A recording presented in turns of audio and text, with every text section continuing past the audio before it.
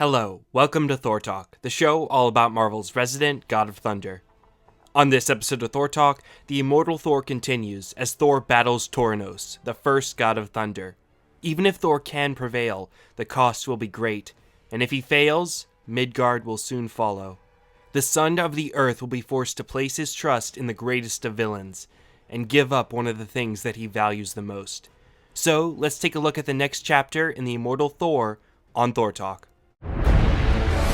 I am Thor the Thunderer, son of Odin, prince of Asgard, and this world is under my protection.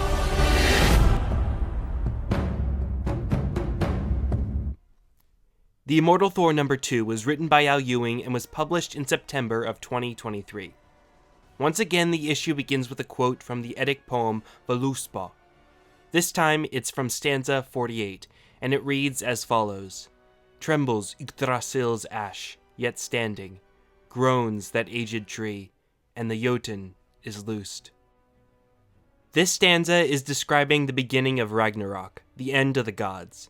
Yggdrasil is being greatly affected by the early stages of Ragnarok, and it looks as though it may fall, but the end is not yet here, so Yggdrasil will remain standing as it groans. It's not made explicitly clear who the Jotun that has been freed is, but it's probably either Loki or Fenrir. Both were bound and will be freed at Ragnarok, when Loki and Heimdall will kill each other and Fenrir will devour Odin. Ewing likely chose this stanza because this story shows the early stages of the end of everything. In this case, Toranos is the Jotun that was loosed, and he will help bring about the end. Thor also could be equated with Yggdrasil. Like the world Ash, Thor trembles under the weight of the end of the world, yet despite everything he's going through, he remains standing. However, just as Yggdrasil trembles but is still standing, it is only the beginning of what is to come. The story starts in an unexpected place. We see a young Odin standing before Yggdrasil, and he then cuts out his eye as an offering to the tree in exchange for wisdom. Yggdrasil accepts his sacrifice and takes him to grant his request. We saw the scene play out originally in the Mighty Thor number 7 by Matt Fraction, wherein Odin sacrifices his eye for the wisdom to defeat his brother Kull. This itself was a bit of a retcon by Matt Fraction, since originally Odin sacrificed his eye to Mimir's well and later hung on Yggdrasil for wisdom, as mentioned in the Norse myths. It's not too surprising that Ewing chose Fraction's version of events, since they are the most recent telling, and Ewing has already mentioned that he'd be incorporating some of Fraction's Thor in previous interviews. However, in Ewing's retelling, we get some new information. Yggdrasil grants Odin's request, but also gives a warning. While the story itself may change, the meaning is always the same. There must always be a sacrifice for the winter to end, and spring to come. Odin has made his sacrifice, and in time, his children must make theirs. This is a pretty big deal, as it hints that Thor will make a sacrifice of his own on a level similar to Odin's. Ewing has already stated that Thor would be refining his power into the Thor Force, so that's likely what Thor's goal will be for whatever sacrifice he makes. But the question is, what will Thor need to sacrifice? Sacrifice is a big part of Norse mythology, with Odin sacrificing his eye for knowledge, Tyr sacrificing his arm to bind Fenrir, and Frey sacrificing his sword to marry Gerdr. In the Mar-vell comics, we already saw Thor sacrifice both of his eyes to Mimir's well in order to follow and surpass his father in the Ragnarok storyline. We also saw Thor hang himself on Yggdrasil and sacrifice one of his eyes and his last fragment of Mjolnir for knowledge in the War of the Realms. However, I think this sacrifice will probably keep Thor's eyes intact. Ewing mentioned that the Thor Force is going to evolve into something different from the Odin Force, so it's unlikely that it will be extracting the same price, and I think we get an idea of what may be sacrificed later in the issue. But that sacrifice will have to wait, for Thor is face to face with the elder god of thunder, Toranos. Thor attacks with an enormous bolt of lightning, and we get a great shot that shows just how massive Toranos is. Once again, Kokalo's art is phenomenal and is at its best when it's showing Toranos. Toranos mocks Thor for thinking he could defeat him with lightning, for Toranos was the god of thunder when thunder first spoke. This claim that Toranos makes is interesting, and that, combined with Utgard-Loki's statements in the first issue, leads me to believe that the Elder Gods are Mar-vell's version of the Proto-Indo-European gods. Many of the gods from different pantheons that we know today all came from one original source. A very, very long time ago, the Proto-Indo-Europeans had their own gods, and as their people spread out, they took their gods with them. But the stories and the names of the gods changed over time. The Proto-Indo-Europeans had a thunder god as well, and his name has been reconstructed to likely be Perkunos. From Perkunos came thunder gods like Thor, Perun, Indra, and Toranos. We can see certain similarities across nearly all of Perkunos' descendants. For example, nearly all of the thunder gods are arch-enemies of serpents. Whilst Toranos is the name of another one of Perkunos' descendants, it's clear that Toranos is meant to fulfill Perkunos' role as the original thunder god that served as the inspiration for all other thunder gods. Essentially, he's a very big deal, and Thor is in trouble. Thor quickly realizes that even with the Odin power, he's no match for Toranos. All power comes with sacrifice, and the Odin power is no different, for if he uses too much of it, then he must fall into the Odin sleep. Thor feels his body already start to weaken, while proud Toranos stands tall, proclaiming that the wheel will soon turn for Midgard after Thor falls. Thor knows that he cannot beat him, but he can delay him if he uses his powers wisely. He tells Toranos that he is Midgard's own son. And when he tells the sky of earth to open, open it shall. Toranos laughs as Thor's lightning does not even reach him, but Thor merely smiled. Though he was no trickster god, there was a hint of mischief in it, for Thor had indeed opened up the sky. He had opened a massive portal to the yawning void, Ginnungagap. Mjolnir has always been able to create portals, and Thor used the Odin Force to make the portal big enough for Toranos. Thor assails Toranos with a torrent of devastating winds, but it is not enough, as Toranos holds on. The all-sleep weakens Thor, as the weary thunder god cannot continue the assault. Toranos sees this and leaps upon the smaller god, but Thor wasn't nearly as weakened as he appeared. Now that Toranos' guard is down, Thor summons the full power of the winds of Midgard, and Toranos is flung into the portal, into the yawning void.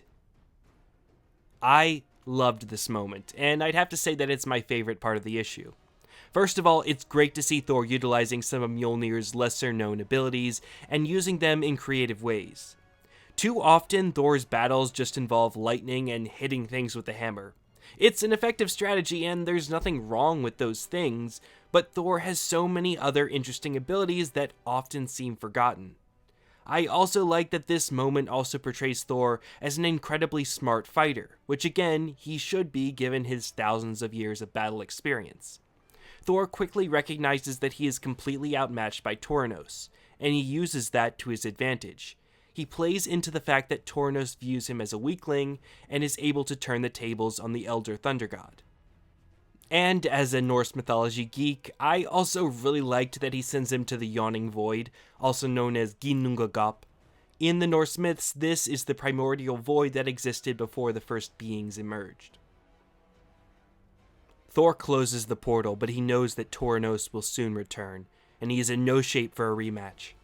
The all-sleep is drawing near, now more than ever, and the more all-power he uses, the longer the sleep will be. If he's asleep, he will be vulnerable, and a wise man would probably get to safety.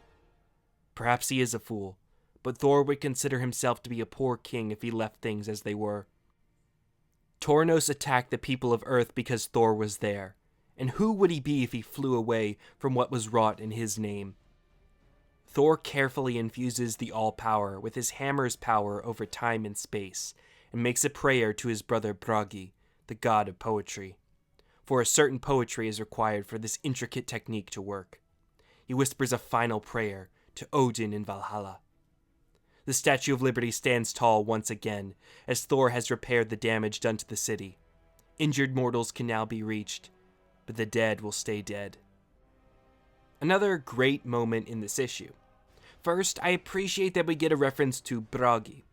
Bragi appears a couple times in the Norse myths as the husband of Idun and a god associated with poetry, but he only has 2 appearances in all of Mar-vell comics. Based on Ewing's comments and interviews, I think we'll be seeing a lot more of Bragi in the future. It's also another great character moment for Thor. He can barely stand from using the All-Power, and he knows that Toranos is coming, but he can't allow others to suffer and die for his failures. He takes on an impossible task in doing everything he can to make things right. It's not smart, but he knows that, and he still chooses to help. Thor is barely holding on, but he can't return to Asgard, as that would put his people in danger. Instead, he flees to the gray area of the moon where no one can be harmed, and laments that the battle will likely be over before Toranos even arrives. His knees buckle as the All-Sleep calls him. It was a bit surprising to see Thor defeat Toranos so quickly, but Ewing does a great job of making it clear that Thor was completely outmatched.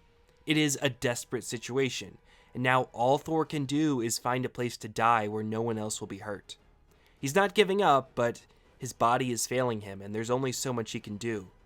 He can hold the All-Sleep back no longer, but a voice calls his name. Loki.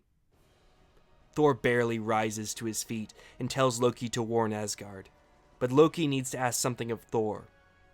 Loki asks Thor if he will trust him as a loyal subject of Asgard, and neglects to mention that he's only been a loyal subject of Asgard for less than a day now. Still, Thor says that he will. Loki asks him if he will trust him as a sibling who loves him. Thor says that of course he does. Loki will always have a place in his heart, and Thor brought him back from the dead because he missed him. This is yet another reference to Matt Fraction's run when Thor revived his Loki in Siege. Thor is about to pass out, but Loki has one more question. The most important question. Will Thor trust him as an enemy? Thor's blood was ice in his throat. He thinks of all the evil deeds done by Loki. He fears what this would bring. He fears what this would cost. But Loki said it was important, and Thor knew the answer in his heart. Yes. Even as an enemy, Thor would trust him. Thor turns to see Loki's form has changed, and Loki reminisces that it has been a long time. Thor agrees, but it is different this time. Before him is not the trickster or the villain that he's faced before, but the teller of tales, and in every tale, there must be an ending. So Loki has seemingly become a villain once again. This is a big development in more ways than one. Yes, it has been a long time since Thor has had Loki as his arch-nemesis, so this is a big development in that way. But it also seems that we may have gotten our answer to what Thor will sacrifice. I don't think it's a coincidence that the word cost is in bold when Thor considers the possibility of agreeing to Loki becoming a villain again. It looks like Thor will not be sacrificing an eye or an arm, but his relationship with his brother. That makes a lot of sense if true. The nature of sacrifice, the reason it matters, is that something of value is being given up. Thor has lost limbs and eyes before, but this is something that would really hurt him if he lost it. Obviously, we don't have confirmation, so I could be completely wrong, but again, I would be very surprised if Thor just loses an eye or two. Though losing my eyes would definitely be a hard sacrifice for me, because I couldn't read any more Immortal Thor. This was once again a very good issue. It was unfortunately a bit short, with it only being 17 pages, but overall I really enjoyed it anyway. Ewing strikes a careful balance between having Thor prevail over impossible odds, whilst at the same time looking like he clearly stands no chance of success. He seems like he's about to collapse, and yet keeps on going. We got to see Thor cleverly use his abilities to defeat an opponent that is really out of his league. We saw him recognize his limits, but choose to help the innocent over saving himself. We saw seeds for the future planted, and we saw Kukalo's art.